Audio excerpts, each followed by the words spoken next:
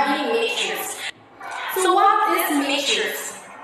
A mixture is a physical blend of two or more substances where each substance retains its chemical properties. Mixtures can be separated into their individual components and the proportion of each component can vary.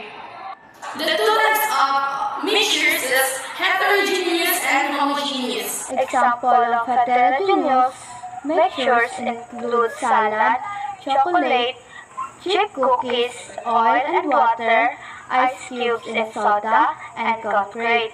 These are mixtures with non-uniform compositions where you can see and distinguish the different parts or components.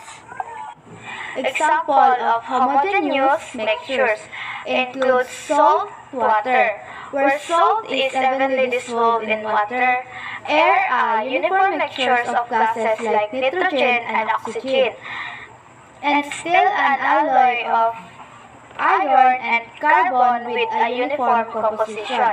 Other examples are vinegar, a solution of acetic acid in water, and coffee, creating a single uniform phase.